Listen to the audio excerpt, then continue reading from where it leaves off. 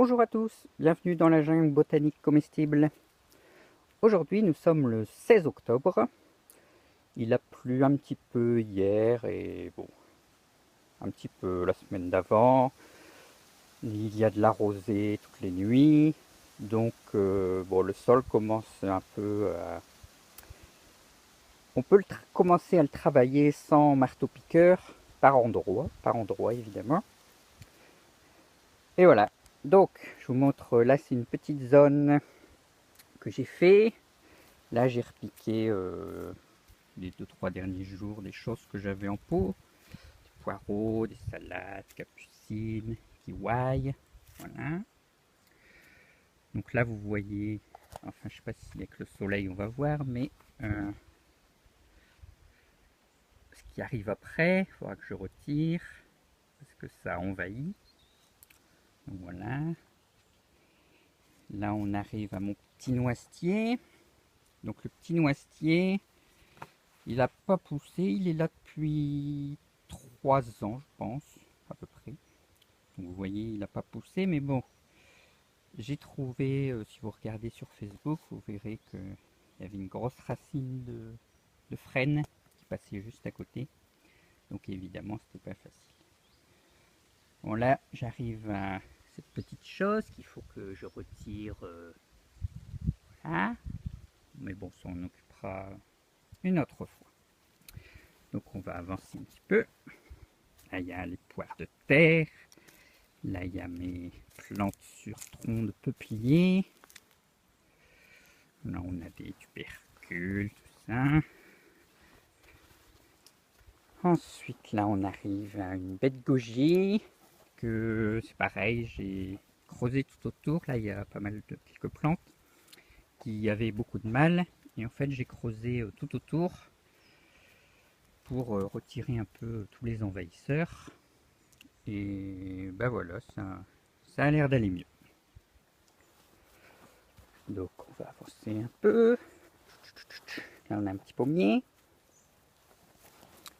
Bon, le soleil est assez bas, donc c'est un peu difficile avec le contre-jour. Alors maintenant on arrive à une zone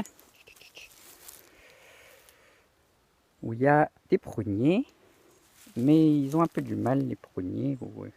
Enfin là c'est l'automne, donc évidemment ils perdent leurs feuilles. Mais sinon ils ont un peu eu du mal. Donc là je me suis mis à regarder un peu ce qui se passait. Et je vais vous expliquer. Bon, déjà, vous voyez que là, il y a un petit chêne. Là, il y en a un autre. Bon, j'en ai retiré un gros tout à l'heure. Donc il faut que je les retire parce que bon, c'est quand même mieux d'avoir des prunes que des glands. Surtout que vous voyez que par là, c'est pas ce qui manque, les chênes. Voilà. Donc, je regarde la terre. Donc là, c'est une zone que j'ai pas mal paillé parce que j'ai retiré, vous voyez là par exemple, il y a encore un chêne. Et donc toutes les chênes, j'ai taillé et j'ai mis le paillage autour. Donc ça, c'est censé avoir amélioré bien le sol. Et alors on regarde, donc là c'est une zone ici que j'ai déjà fait aujourd'hui, à l'instant. Là il y a les petits cailloux, on les retire toujours. Et donc vous voyez, ici là la terre elle est... Attends, on va prendre une zone. Ici vous voyez là il y a le paillage. Alors on touche le paillage, et on regarde qu'est-ce qu'on trouve. Alors on trouve une zone alors là, super sèche. Donc c'est pas très bon signe. On regarde un peu à côté. Là c'est super sec. On regarde un peu à côté. Ah bah là, c'est plus humide. Ah,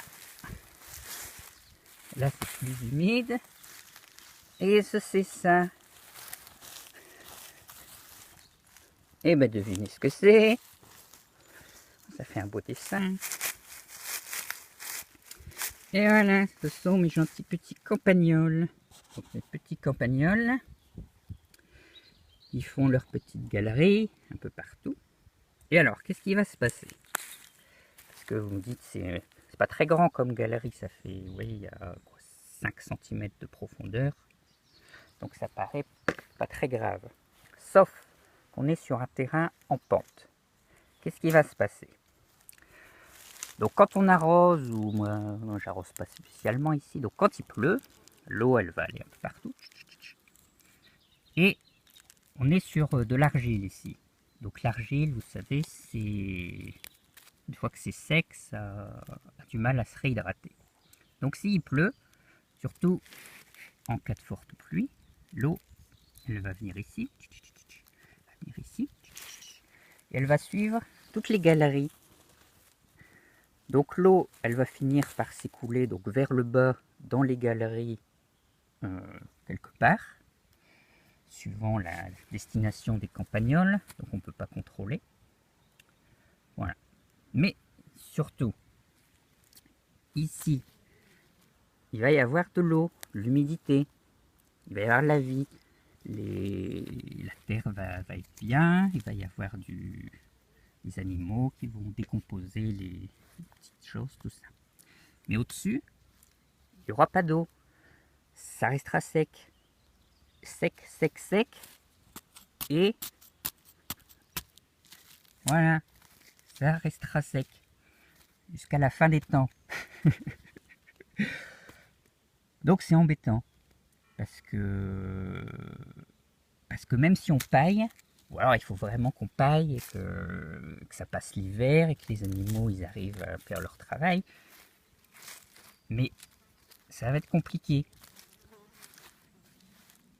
Donc voilà, les campagnols en fait c'est une vraie plaie parce que ils vont s'amuser à faire ça sur tout le terrain, et donc à chaque fois il va y avoir des galeries et vous les voyez pas forcément, et ça va pas être simple. Et alors ça va expliquer qu'il y a des endroits qui vont être super humides avec du bon compost, et des autres endroits qui seront super secs. Alors en plus je vous ai pas dit, mais ici admettons il y a un petit peu de matière, on est en hiver, il pleut tous les jours, il va y avoir des animaux, ça va se décomposer. Ensuite arrive une grosse pluie, ça va lessiver tout ça dans la galerie, et tout le compost, toutes les bonnes choses, les éléments nutritifs vont s'en aller. Et donc on reviendra à la case départ. C'est pour ça que, voilà, je vous dis, c'est un peu un gros problème. Donc eh bien, ce que je suis obligé de faire là, eh bien, je creuse avec mon truc. Donc vous voyez là c'est facile, puis là on arrive, c'est dur, j'ai les cailloux, et donc on va tout mélanger. Alors je vous dis pas si c'est costaud. Donc on mélange, on rebouche un peu les trous, on va pailler autour. Voilà, c'est d'une main donc c'est un peu n'importe quoi, mais c'est pour vous expliquer le principe. Donc voilà, on va avoir une fois donc là la terre elle est... Alors je ne vais pas travailler en profondeur parce que je n'ai pas spécialement le temps, et voilà. Mais c'est pas important parce que si c'est bien fait et que vous avez juste travaillé sur 2 cm, la nature pourra faire le reste. Mais si vous faites rien, ça sera pas le cas. Donc ici on a une zone, on essaye de faire un peu plat, on travaille un petit peu la terre, et ensuite on va pailler. On fait attention que toutes les zones où il y a des galeries de campagnols, on fait des petites bordures pour que l'eau aille plutôt vers nos arbres et notre zone et s'écoule pas au niveau des campagnols. Donc là, si on peut rajouter des branches ou autre chose. Et voilà, et ensuite, donc l'année prochaine, ça devrait aller mieux. Donc évidemment, les campagnols vont revenir, mais ce sera moins grave parce que comme la terre sera plus friable, et bien, ça ne fera pas des grosses zones très très sèches qui resteront sèches. Ça s'humidifiera et les campagnols aura beaucoup moins d'impact. On peut même imaginer qu'à la longue, leurs galeries nous aideront. Mais bon, faut y croire. Hein. Voilà. Donc, eh bien, je vais continuer à faire ça. Et quand j'aurai d'autres choses à vous raconter, ben, je ferai une autre vidéo. À bientôt!